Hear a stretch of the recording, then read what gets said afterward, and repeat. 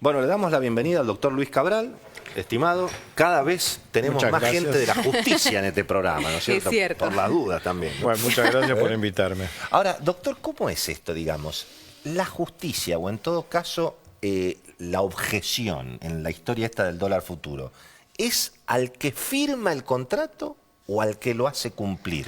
O a los dos, digamos. Porque Esto lo tendría que contestar el fiscal y el juez que lleva la causa. Lo primero que le voy a decir es que de acuerdo a las informaciones periodísticas, el fiscal Dilelo no ha imputado al presidente del Banco Central y al juez, sino que ha pedido la información de la causa para conocer, sobre la base de los elementos que hay en los expedientes, cuál es la realidad y si tiene relación con el contenido de la denuncia que han hecho los diputados. Es una aclaración que lo han importante hecho. la que usted hace. Yo no tenía esa precisión, digamos. Esto es, creo que es importante. Por supuesto, obviamente.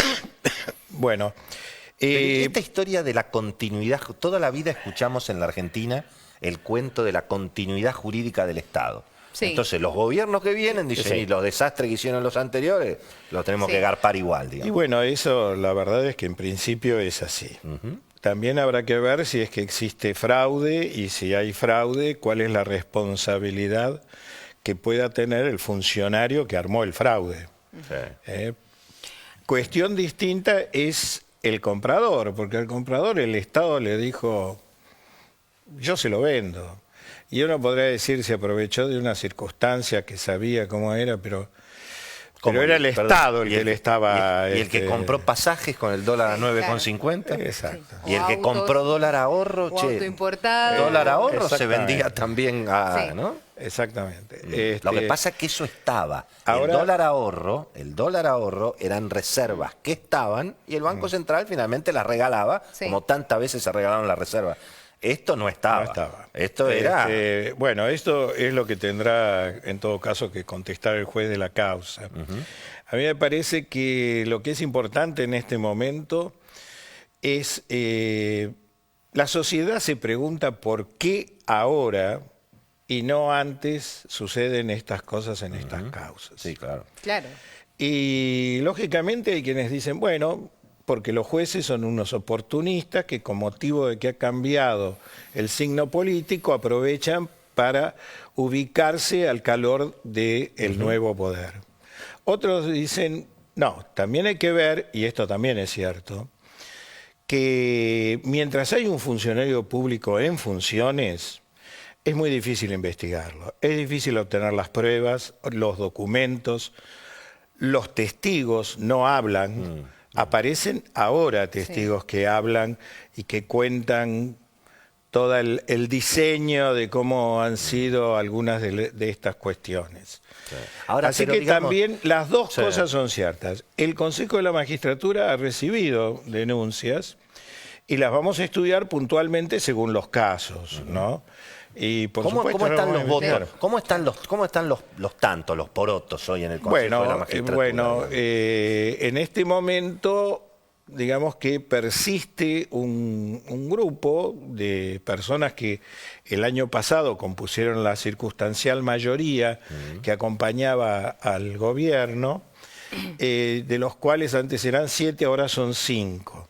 Por lo tanto, hay 8, que no es que conformemos un bloque, pero que no tenemos una actitud para trabar lo que funciona. Mucha gente dice, pero si estaban los votos para destituir al doctor Ollarvide, ¿por qué le dieron ¿por qué el se le aceptó la salvoconducto, digamos? ¿Por qué renuncia? le dieron el... Yo soy el que hizo la acusación y tenía otra acusación más para presentar.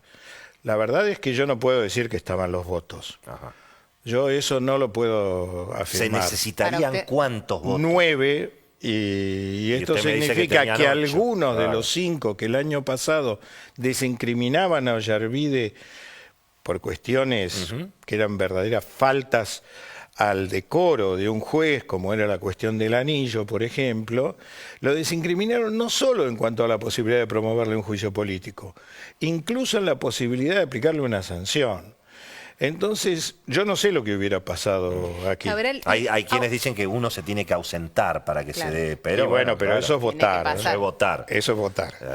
No es que se ausenta alguien fácilmente. Porque se olvidó de ir. No. No le llegó el remis. Ahora, ¿qué pasa con Ollarvide ahora? Digamos, la denuncia penal contra el juez, contra el ahora ex juez, ¿va a seguir? ¿Va a avanzar? La única finalidad del juicio político es quitar los fueros y separar de la función jurisdiccional al magistrado. Eso también se obtiene con la aceptación de la renuncia. Sí. La causa penal ahora puede prosperar si es que tiene elementos y los jueces que la tengan tienen las pruebas. Así que eso corre por su cuenta, eso es otro carril. Volviendo, doctor, a todo el escenario que se está viendo en las mega causas de corrupción, las que involucran, a muchos funcionarios del anterior régimen, incluso causas que aparecen ahora donde también se roza la figura del presidente, de su familia, etcétera. ¿Se puede comparar lo que está pasando en la Argentina con lo que estamos viendo en Brasil o con lo que fue el proceso de Mani Puliti en Italia, digamos? A ver, aquello se dio en las dos ocasiones con gobiernos que estaban en ese momento en el gobierno. Tanto el gobierno del también, PT claro, como en Italia. O sea que ya ahí no podemos comparar. En ese sentido hay una diferencia. Por el otro lado, yo no voy a hablar de las causas concretas, primero porque no las conozco, ¿no? Sí. Pero me parece que aquí hay jueces que han avanzado mientras había gobierno sobre funcionarios del anterior gobierno. No todos, ciertamente, sí, claro, pero hay jueces que lo han hecho. Habrá que ver si los que no avanzaron fue por aquello que decía antes, porque aprovechaban o se ubicaban al calor del momento político, fíjese, o si doctor, por el contrario era porque no podían acceder a las pruebas. Fíjese, ¿no?, lo que estamos viendo en Brasil con el caso del juez Sergio Moro, sí, que obviamente yo no sé desde el punto de vista de los derechos humanos, del tema de las excarcelaciones, pero uno lo que ve en Brasil es medio lo que se ve en las películas, que los jueces, meten preso a los sospechosos hasta que hablan. Y si no hablan, no los largan. Sí, y habitualmente, cuando uno está en la cárcel, habla, Sí.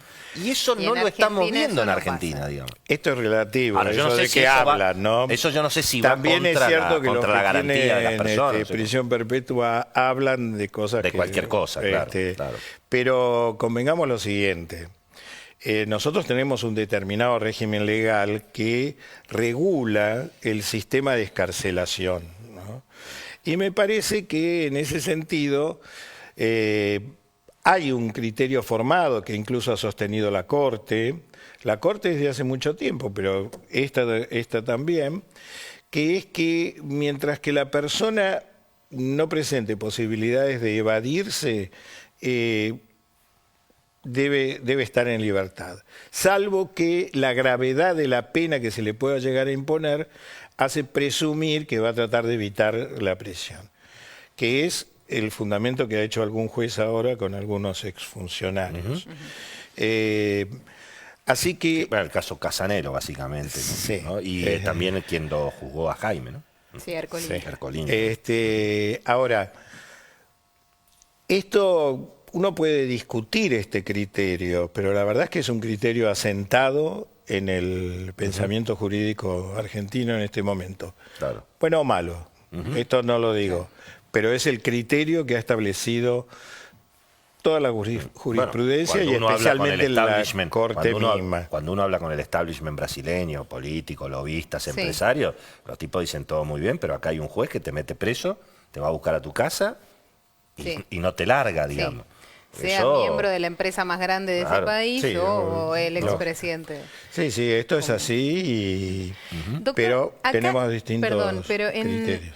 Hay también una discusión sobre estas causas de corrupción que están divididas en muchos jueces y demás, sobre la idea de que en realidad para que avancen seriamente uno de los jueces que tiene alguna de las partes de esa causa va a tener que unificarlas. Caso Tesur, por ejemplo, que uno juez debería reunificar todas esas causas. ¿Eso ¿Es posible? ¿Eso es así necesariamente? Es posible, hay dos formas de conexión, una sobre las personas, que puede unificarse cuando la misma persona es investigada en varios delitos, y otro cuando hay conexión material de un delito con el otro.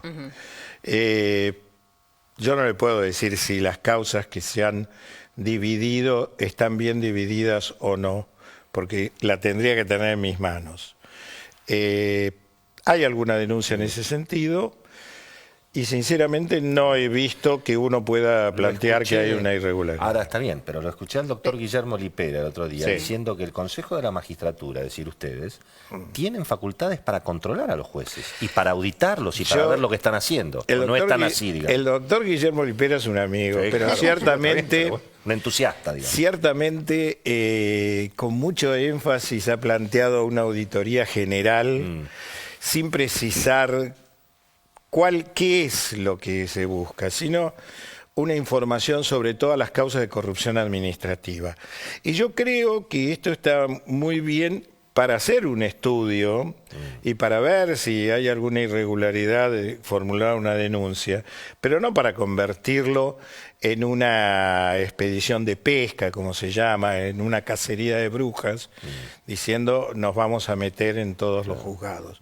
Para eso está la superintendencia de la Cámara del Fuero, para eso la Corte misma tiene superintendencias, y nosotros no tenemos una facultad para auditar de oficio. Tenemos que tener un elemento de investigación. Nuestro reglamento nos impide hacer estas grandes... meter en los juzgados. Sin embargo, cuando hay problemas y uno ve que reiteradamente se dan situaciones, nosotros hacemos análisis de una determinada jurisdicción para decir, bueno, aquí lo que falla es el procedimiento, la falta de personal, el fiscal, porque convengamos que también los fiscales tienen el proyecto de Garabano de que haya más jueces federales. Bueno, no es exactamente así, pero así, que no sean solamente, de 12 que no sean solamente los 12 apóstoles, digamos, que se abra un poquito más el juego. ¿Está bien eso? Cada vez que acá se discutió la posibilidad de ampliar jueces federales hubo resistencias y críticas, de los jueces federales sobre todo. Sí, de quienes, pero la verdad es que yo tengo algunas discrepancias con el proyecto, porque va acompañado de trasladar justicia nacional a la órbita de la ciudad, disminuyendo las garantías que hoy existen en el orden nacional. Y esto quizás es un tema técnico, pero me parece que una vez que hemos avanzado en la forma que hemos avanzado acerca de las condiciones de los jueces para ejercer su función y acerca de las garantías de los justiciables, de que son la víctima y el imputado, realmente hay que preservar esto porque hace a la calidad de la gestión. Esta es una de las observaciones que le he hecho al Tengo la última por mi parte, doctor. Muchos observadores políticos ven en el regreso de la expresidente de Cristina, y obviamente en toda la puesta en escena que hizo aquí en Buenos Aires, una forma de la expresidente también de hablarle a los jueces que la tendrían que citar o que eventualmente la podrían procesar, o no sabemos si correspondería eventualmente detenerla. Nos habló a los jueces durante años. Muy bien, muy bien. Pero se metió en causas precisas, pretendió... En algunos casos le fue bien, opinó sobre esta causa, sobre la otra, sobre lo que había que hacer. Pero la pregunta es la siguiente, la pregunta es, hoy, usted además ha sido una especie de Hugo Moyano de los jueces, ¿o no? Usted no era el representante de los jueces, era el presidente del colegio de Hugo Moyano es un Luis Cabral de los camioneros. Bueno, está muy bien, está muy bien. Pero digamos, para un juez hoy, si usted estuviera, bueno, digamos, o para Casanelo, o para... Hoy, ¿es más difícil citarla a Cristina? ¿Es más difícil procesarla a Cristina? ¿Es más difícil eventualmente detenerla? Hoy hay, la verdad, por lo menos no conozco que hayan existido presiones como sí me consta que existieron anteriormente. Pero en toda este esa momento gente los en la jueces... toda esa gente en la calle, en la puerta de Europi, ¿no es un condicionante? Está bien, pero los jueces están rodeados de muchas inmunidades para resistir el humor social. Y el humor social no es la gente que se juntó ahí. El humor social es mucho más amplio, porque hay muchos otros que presionan en otro sentido. Y el juez tiene que resistir a unos y a otros. Y para eso tiene las inmunidades, no para convertirlo en una prebenda, sino para convertirlo en algo que le permita ser realmente independiente e imparcial. Y esto es lo relevante de la función jurisdiccional. Si el juez acepta las presiones, provengan del poder político, del poder económico, del poder social, de lo cultural, de los medios o de ese humor social que se ve en la calle, ese juez no sirve de juez. Doctor, ha sido un gusto que esté con nosotros. Gracias. Muchas gracias a ustedes. Señora, seguimos, ¿no? En unos minutitos volvemos en El Timón, @El Timón TV, nos pueden seguir a través de esa red social también. Ya venimos.